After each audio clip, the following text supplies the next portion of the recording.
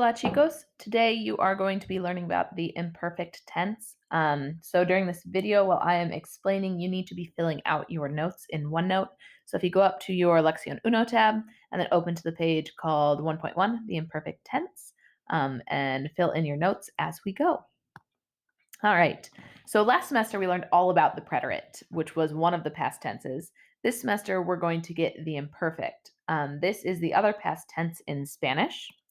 And when we translate it to English, it has that ed ending, like I danced, or it can mean used to, like I used to dance. We're really going to focus on this used to ending for the next week or so.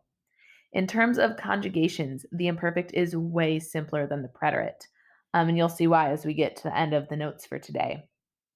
We're going to start with, as usual, our regular AR verbs. So these verbs are completely normal. When you conjugate them, just drop your AR ending and use these endings instead for the imperfect. So we get aba, abas, aba, abamos, aban. Two things that you should take note of really quickly. Number one, you'll notice that the yo form over here and the la usted form have the exact same ending. When you are conjugating or writing a sentence using the imperfect, it's a good idea to include your subject pronoun like yo or el or usted or ana, just your subject pronoun, just so that way you can clarify the difference between the yo and the la usted form. Second thing you want to notice with these conjugations is there is an accent in the nosotros form. Make sure that you include that accent. It is important. It exists for a reason. Make sure that you include it in your conjugation.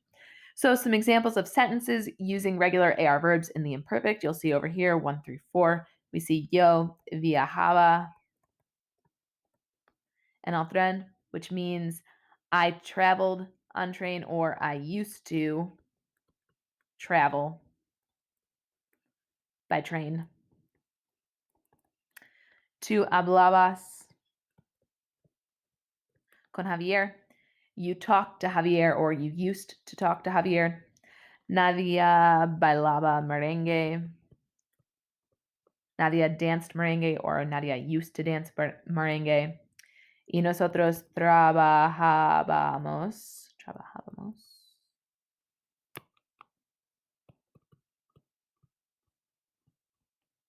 Por 12 horas. We worked for 12 hours, or we used to work for 12 hours. Again, that aba ending means used to, or the ed ending in English. So that takes care of our regular AR verbs. Just like the preterite, the imperfect uses the same set of endings for regular ER and IR verbs. And those endings are ia, ias, ia, iamos, and ian. Again, the yo and the la usted form use the same ending, so you're going to make sure that you include the subject pronoun when you write a sentence. You'll notice that these have accents everywhere, so do not forget to include the accents on each of the I's for ER and IR verbs. So if you look over to the side, we'll see some sample sentences. Leonardo y yo corríamos por el parque. Leonardo and I used to run through the park, or we ran through the park, either one. Nosotras comprendíamos las preguntas. We understood the questions, or we used to understand the questions. El número 3, cuando asistías a la clase de español. When did you attend Spanish class, or when did you used to attend Spanish class? That takes care of our regular verbs. Something that I think you guys are really going to like about the imperfect is the fact that there are no stem changers.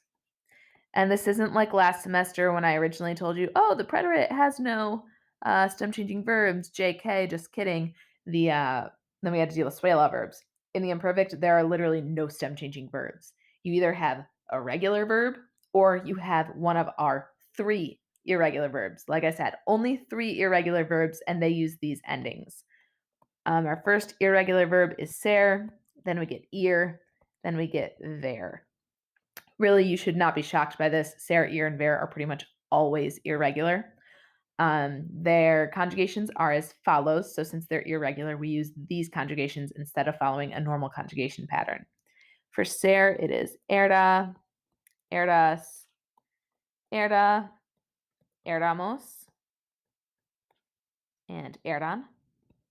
For ir, we get iba, ibas, iba, íbamos, and iban.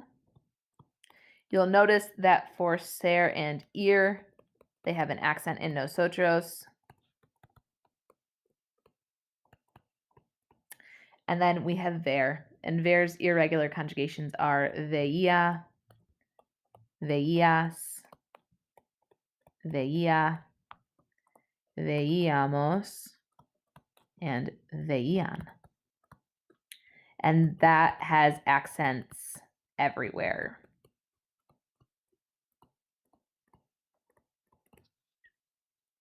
So there you have it. That is the imperfect tense in Spanish. Just to recap, the imperfect translates to used to. The regular AR endings are aba, abas, aba, abamos, aban, accent in the nosotros. For ER/IR verbs, we use ia, ias, ia, iamos, and ian. There are no stem changers in the imperfect, and there are only 3 irregular verbs, and those would be ser, ir, and ver. Make sure that you have these notes filled out and ready to go for class tomorrow, so that way we can start doing some conjugation games and practice. Adios.